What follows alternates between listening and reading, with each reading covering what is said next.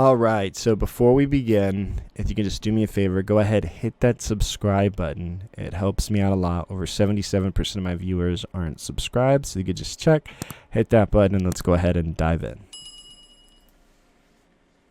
What's going on, everyone? Vampyr Gaming here, and today we're going to be talking about the One Piece card game pre-release tournaments, the second anniversary events. These events are starting next week, December 6th. They kick off. You'll get to open some sealed OP09. Some of them can do constructed, so some stores will do constructed as opposed to sealed, but stores should get sealed product to be able to do these with, and hopefully yours does sealed, because it's always nice to be able to open the new sets and just have a good time. So for participation, you get this Monkey D. Luffy. You get this second anniversary tournament pack, which is just like a pre-release pack, but these will be second anniversary stamped cards, similar to the first anniversary stamped cards we got last year. Crazy to think how far we've come. You know, it's 75 cards in total. It's usually just the commons in the set, and as you can see, they all have the gold stamp. I'm imagining it's going to be a stamp like this, which will actually be really nice as compared to what they did last year, which just said the words first anniversary. Then you also get this second anniversary Don. Last year, they did one where you had two different Don, and you would open a Don pack. This year, we just get this. So awesome. Now, of course, for winning, and we're going to talk about how you can win in this video. We're going to talk about building your deck and then also your leader choices. So you, of course, with winning, can win these great cards right here. You get the Sabo, our red yellow, you get blue yellow Ace, and you get black yellow Luffy. These are the structure deck leaders. These are alternate art versions. They are not textured, but they are foiled, and so is the stamp. They look phenomenal. These are awesome prizes in my opinion, and it's really cool since they have three. You win all three. You win all three if you win. And so I think their prices are going to be quite divvied up, which is nice too if you're a Sabo or Ace player.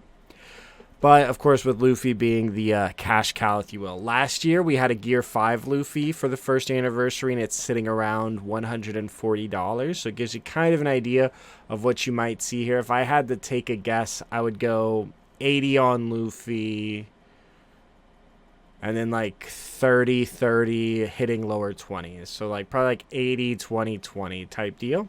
Maybe even less depending on how many events that they have, because I'm sure they'll have more events this year than last year. So typically how these work is you will get 6 sealed packs, and you will open your packs and draft a deck. If you've never participated, you're new to the One Piece card game, it's just like a pre-release. As you can see, pre-release tournament. So we're going to take a look at some of the cards. So, of course, on the red suite, we've got a lot of really cool cards. Typically, a good way to start out, of course, is you want to take pretty much any super rare. Almost always, each super rare will be bad, but you're going to want a couple cards in your deck. If removal is an option, you're going to want removal cards. And then you're going to want boss or big bomb cards just like Shanks, and then you're going to want bodies and blockers. 2Ks, bodies, blockers. That's all you need. 2Ks, bodies, blockers. That's all you need. And then, so you, of course, want to have counter 2, but I think the first card worth mentioning is, of course, the Sachi and Penguin. This is one, so one of the strats you can use is kind of like, you know, you need to own the board. It's basic fundamentals while playing. Characters like this where you can give up to one of your opponent's characters minus 2,000 power during this turn. So this can allow you to clear board very effectively. So this is a really great card to put in your deck. Usually searchers just aren't the move in a format like this. And of course this Shanks, all your opponents have minus 1,000 power, and it has Rush, the only Rush card, I believe, in this set. So you absolutely want to have that. Pretty much if you see this, you probably win because, one, you get the minus power and everything. And, of course, Rayleigh is a blocker. And also on play, if your opponent has 2 characters with 5,000 power or more, you can draw 2, trash 1, so he also becomes a value play. But any blocker, a 6K blocker is going to be huge. And then Howling Gabu, we're going to want that. Heat is a blocker, and then also on play, you can give one of your 4,000 or power lowers plus 1,000. Not super relevant because we're not going to be playing the Eustass Kid Leader, but still a blocker. Now, Building Snake is another Gordon. If you have flex space, I think this is one of those cards that you can use for flex. I think that's okay as a flex space, just because I'm not too sure if, like, you know, like this will come up, but it can help you clear a body. But if you have to clear a body with this, you might not be in a great position anyways. And then, of course, Ben Beckman, absolutely add. It's removal. It's trash. It's great. He has counter. We're going to want him in our decks. Now, you could play this. You can add monster from your hand, and so then you can also do it, and he gains power when swinging. So you can go wide and then also get a power buff. So those could both be relevant. And of course, you see monster. Hongo is also a 2K. This whole suite of red cards, they really just popped off with this one. And then this, yeah, it's okay. But like, it gives you an extra body, so you could spit out 2 bodies, which could be relevant. Yasop gives you 1K power on play. This is going to be big because it's going to make it where your opponent can't hit you. Lime Juice, another 2K. Lucky Roo, great blocker. Also can remove your opponent's blocker if you need to go for lethal. A lot of nasty things you can do with this card. Lucky Roo is Himothy. He's one of the rares. And of course, the 4/6. 4/6s are always good.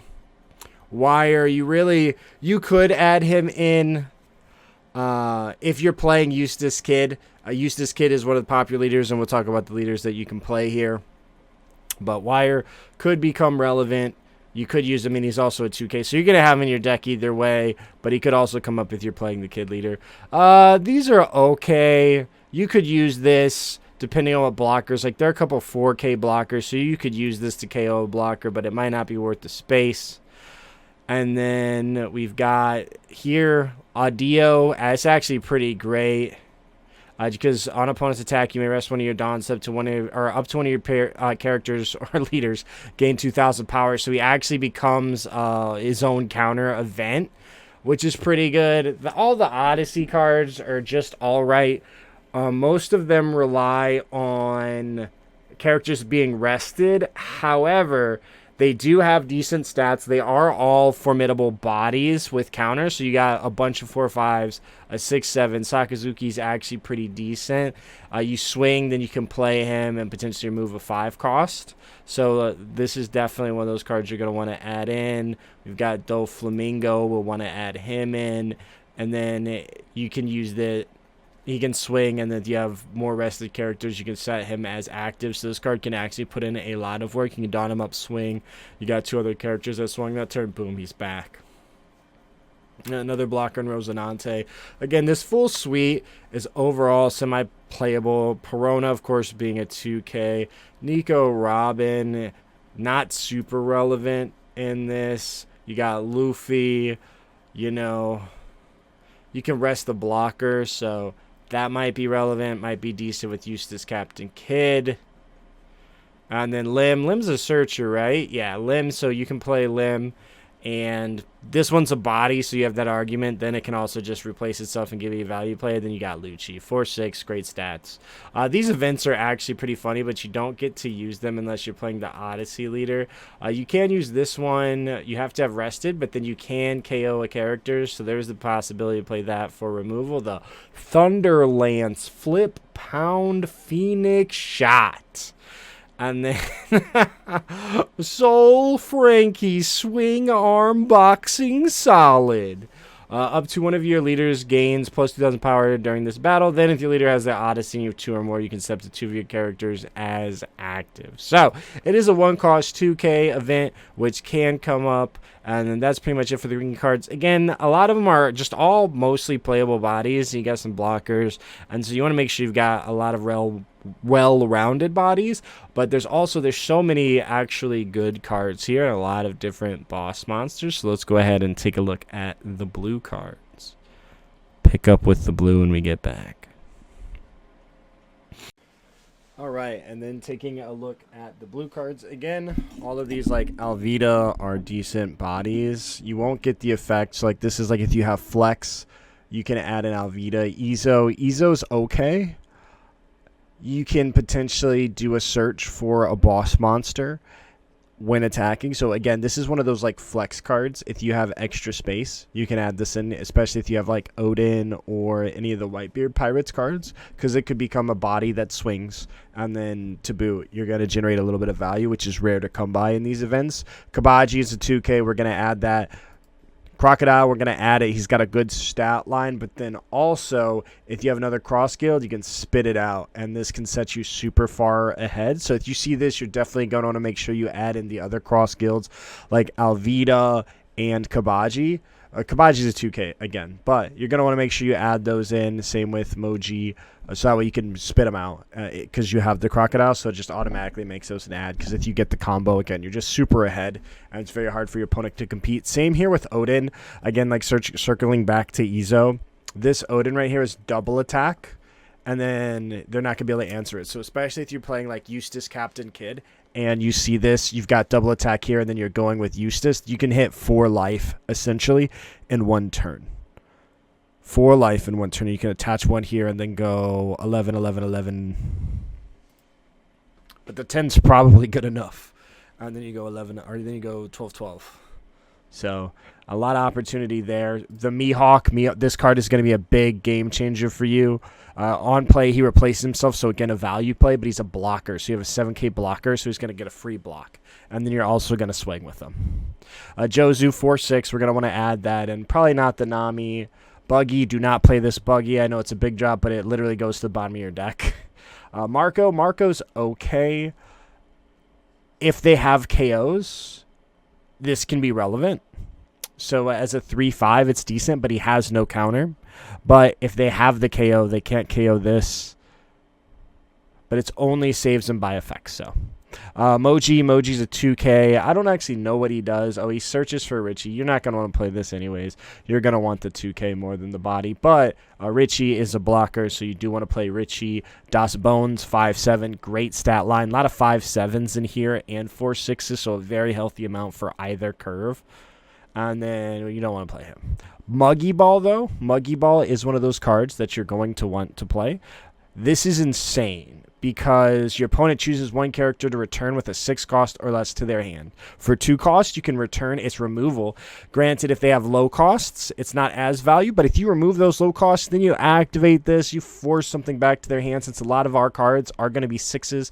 You got Mihawk, you got Das Bones, you got Jozu, you got Kabaji, you got Lucci, all of the Odyssey, so many different things you could potentially just spit back, and for 2 Dawns, set your opponent behind, which is a huge opportunity. And of course, Murder at the Steam Bath. This card is one of those, it's a counter event, and so since sets can sometimes be lackluster in counter, we want to make sure we add in this if we have it, if we have the room. If we got really cracked cards, you don't necessarily need it. But you don't have to trash, but you can just activate it and go plus 3K, so it's a 3K counter. We like that. The purple suite, you got Usopp. We're going to put him in. Killer's playable if you're playing Eustass, because then you can just restand him, get an extra while establishing body, which is kind of cool. Sanji, any of the purple cards also just phenomenal. This is going to give you rush, so we're going to have rushers in the purple suite. Jean Bart's actually pretty cool too. He's a 4-6 with counter. He has an ability, but it's unlikely that you'll get to use it, but if so, you can KO 3. 7-9 on Jinbei, beastly stat line. Nobody's going to be able to contest this body. I think this is the only 7-9 in the set, too. Definitely going to want to add that. Then, of course, Boku a Doctor. Tony Chopper. We've got end of your turn, you may return 1 Dawn. Set this character as active. So, in the late game, you can swing with this character. Set him as active. Even minusing that 1 Dawn, because at 10, you can minus 2 per turn, and you're going right back to where you started. And he's got blockers, so it's a really good, a 5-6 blocker body is just very nice. Maybe even if you see the cards, the law is worth playing just because he's going to find you your rushers, because you can look at top 4 and reveal a 2-cost or greater Straw Hat or Heart Pirates. So a lot of different targets there. But, of course, your rushers being searchable can be an absolutely game-defining moment if you see them. So this, on that merit, could be worth that 1 Dawn, because if you find it, you could be super ahead. Especially with just all these blockers. Chopper, Nico, Robin, Frankie letting you cycle cards. Yeah. Frankie letting you cycle cards can get you where you need. Better late game because you have the -2. Bone Daddy Brook. Again, one of those big drops at 7k. When attacking, you can return and then give 2 of your opponent characters -2,000 power during this turn, which is really strong because this allows you to clear board and answer bodies. So you can like don up your Eustass, swing, restand Eustass, then use this minus those 2 you paid to restand and go at some bodies. So very cool things you can do with it. And then you got, of course, Beppo, the 2K. We've got Eustass, 3/5. Not super great, but on play, you add the top card of your life to your hand. And then if your leader's Kid Pirates, you add one from your deck and set it as active. So you could be playing Green Kid and play this and potentially get the value, but you have to be careful because life is such a valuable resource. But it does set you 1 Dawn ahead, which can be game-changing, especially in the sealed formats. And, of course, you got Zero. He's also a 3/5. You can use the Dawn and get one as active, so you can play him and then swing 6. So you're going to want to add that in. And then, of course, Gum Lightning. This is going to be one of those removal cards. You're going to want to use this. It does, you know, the Dawn minus. It's way better once you hit 10, so that way you can fully use your Dawn. Then, of course, Gum Giant. If you see this, you absolutely are adding this. This is the best counter event. It's a 4K, and you draw 2, so it's going to replace itself. You're going to cycle, and you're going to counter to 4. And then Gum Jump Rope. This one can remove the blocker, so you can rest minus, draw a card, and rest the blocker. So we're also going to want to add that in if we have the space. Now for Blackbeard, of course, the black cards, we're going to want to add into 4/6. We can even add in Van Augur if we need the body, just because the KO is draw a card, so he's going to create value when you play him. Which, again, not many cards are going to. And then, of course, we also have Katarina. She's not going to be relevant. I mean, if you pull this, you have the opportunity to play this. If you see like 3 of these, I would probably play the Blackbeard Leader just because you can give her any one of these abilities, which is absolutely crazy because you can go double attack, you can go banish, you can just really pressure. That only in the instance where I see a bunch of these do I think that this card is playable. Otherwise, it's just a vanilla 5/6. And then, of course, Gekko Mori is a 4/5, and his effect isn't super relevant to us, so we're not going to want to add that in. But we're going to want to add in this Jesus Burgess. He cannot be KO'd by your opponent's effect, which is pretty good. And then, of course, you gain power if you're playing Blackbeard. So not super relevant because we're not going to want to play him, but just the fact he can't be KO'd is going to make him a sticky body, which we like to see. Shiryu, I don't think you play that. I don't think you really play any of these other ones except for Vasco Shot because he's a blocker. Maybe this, because if your hand has 3 or fewer cards in your opponent, like if you countered a lot, this might be decent, but this could be like one of those flex spots. This, if you see this, you play this, you probably win. Again, there's so many cards where it's like if you see it and you play it, you probably win. I feel like this sealed is going to be a very luck sacky, but yeah, Martial DTs, the 10 drop, negate the effect. Pink Beard, we're going to want to add in Pink Beard. Liberation is a removal card. We can't use it because it has Blackbeard, so don't accidentally add this in, but this card is pretty good. But Black Spiral is one of those counter events. It's a 4K, and you can negate an ability. So this card is going to be huge in the sealed format, especially if you're considering Eustass Captain Kid, because they can negate your ability to restand, so they can counter out of your attack. So you got to be very careful with this, because yeah, you can nullify the opponent's leader and gain 4,000. This one is, it's a rare, correct? No, it's a common, so this might be more common than you would like in the sealed format. So that can just nullify, set you back. And then, of course, the yellow cards, they're okay. A lot of these are triggers for multiples. You could play this Kuzan, because this is going to make your opponent lose value, but it is going to give them an extra life, which could be a big thing, especially in a sealed format. So be careful on that front. But Koala, Koala is pretty decent. It's a blocker, so we're going to run her. But then you can also add one card from the top of your life, then play Revolutionary with 4 or less from your hand, and if you do, draw a card. So this card generates value, plays 2 bodies, and draws you a card. But there isn't really anything you can play, I believe, besides Karasu, and Karasu is a blocker. So you're probably going to run these. There might be an instance where you play it. And then, of course, Sabo, a 7/7. Not a great cost per value, but one of those cards we're probably still going to add in, because you can place a revolutionary character from your hand on the top of your life. Then if you have more, put the bottom into your hand. So you can cycle like a card, but then also like put a card in your life, which is kind of cool. So it might be relevant because it's going to give you a card. Sort of. It's going to swap you out. Sanji. Sanji has a trigger that's not super relevant, but he's a 5/6, so he's a vanilla.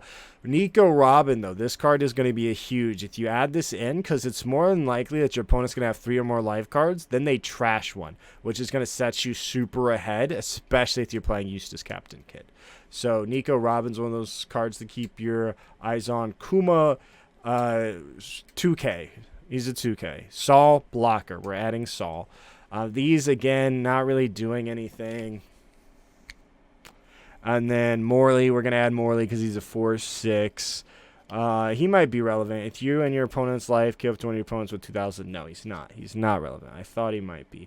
And then, yeah, this one is an event, 1 cost, 2K. You can add this in just because, again, those counter events sometimes come up. And then Goldie Roger, you're adding this in absolutely. This card is going to be completely unable to be contested, and you're going to play it, and he gets rush. Same thing here with this Luffy. If you see this card gets rush, and it generates value, so it replaces itself. These cards are just not going to be contested, and if you see a rush card, it just sets you so far ahead from your opponent. Let's go ahead and talk about the leaders. All right, so now, of course, as we're going into the sealed, what leader do you want to play? So first up, we're going to talk about Eustass Captain Kid. Captain Kid, again, just an absolute titan of the sealed format, being able to just himself swing, and you can just do that. If you don't have board, you can continually swing. I recommend Eustass Captain Kid. If your deck is not good, Eustass Captain Kid can make up for that. If you don't have great pools, Eustass Captain Kid can make up for that. If you have very strong cards that work well with him, he's even better. But Eustass Captain Kid is a very skill check for your opponent. Same thing with like Bonney. Bonney, you can't rest him. If your opponent's playing Bonney, you can just continually smash with Eustass Captain Kid. Just that's your turns. If I have a blocker, I'm going to play it after I double my double swings, and then I'm going to establish a blocker. And you just continually push and push and push. Eustass is still my favorite go-to, but there is the event that can nullify his ability, and with that, I think it should be taken in consideration for you to consider another leader, just because if they can turn that off, that could be, and you have to go for game, that might just be all they wrote, and it might be worth considering another strategy because it is a common. But I think Eustass Captain Kid is that leader you use when you have a lesser deck. When you don't pull anything, Eustass Captain Kid can carry you, especially if you have skill. Now, of course, Jewelry, Bonney. Bonney is Dawn 1. You can rest a character, so it forces your opponent to be able to go wider, because when they establish that first card, it's still not getting an attack, and it slows the tempo of the game. However, it comes at the cost of your curve. This set has a very strong curve for both 4 and 5, and then also like the 7s and like 6. So a lot of cards are like a 6 cost, so you can still leave one up while playing into the curve perfectly and continually to, slow your opponent's roll. Again, your opponent can be playing Eustass and just go bow, bow, bow, bow, bow, bow. And so that is something to watch out for as well. And then, of course, Roanoa Zoro. is always an option. I think Zoro is a lot weaker this set. Zoro's really good if there's a lot of like 3/5s. I mean, there's a lot of 3/5s and 4/6s, but usually if there's any like cheaper cards too, like a 1 cost, 2 cost, because in those cards you can establish early and still successfully conduct a swing. And then of course Zoro himself swinging 6K. I don't think Zoro is one of those leaders you should bring into this one, especially with what we see in the set. Yamato is always really good-ish when there isn't a lot of blockers and there isn't a lot of 2Ks. There are a lot of blockers in this set. We'll count the 2Ks in just a moment, but I don't think Yamato is a very strong play. One, because Yamato has 4 life, and so Eustass Kid is inherently really good against her. But then, of course, there is, you know, the Dawn aspect and the aggro aspect and the blocker aspect, because you can give the rested Dawn, which is super huge, goes a long way for the aggro.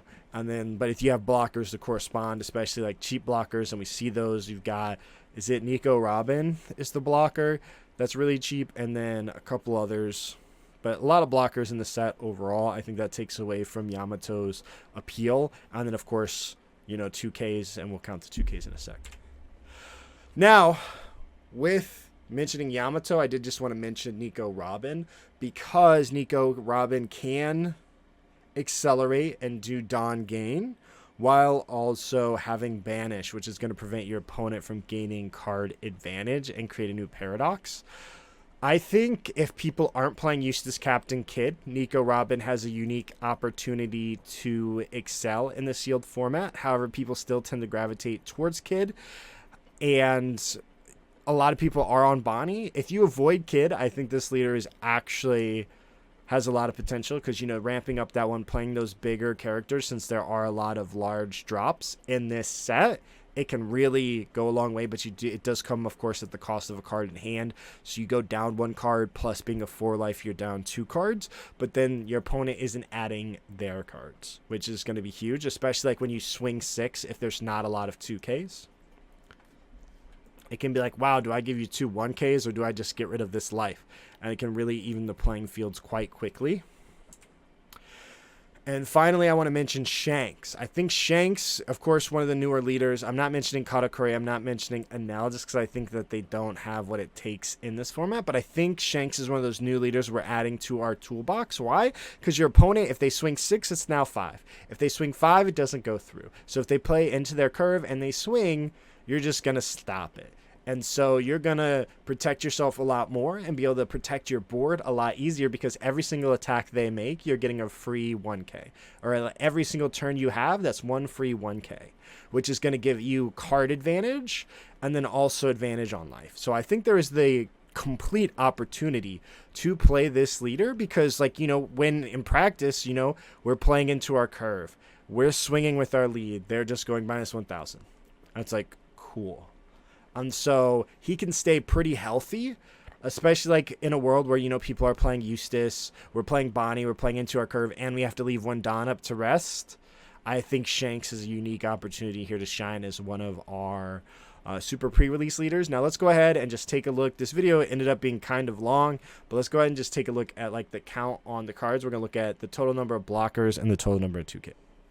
All right, so here we have the blockers. Again, I mentioned that there was a lot of them, and there's a lot of relatively inexpensive blockers. We see Rayleigh, we see Heat, we see Lucky Roost. There's 3, 4, 5, 6, 7, 8, 9, 10, 11, 12, 13, 14, 15 blockers in the set. So again, just really invalidating what's her name, Yamato. And then we're gonna look up the counter 2000s just to kind of get a good idea. And yeah, we have 4, 8, 12, 13, 14 2Ks in the set, which is way healthier than a lot of other sets.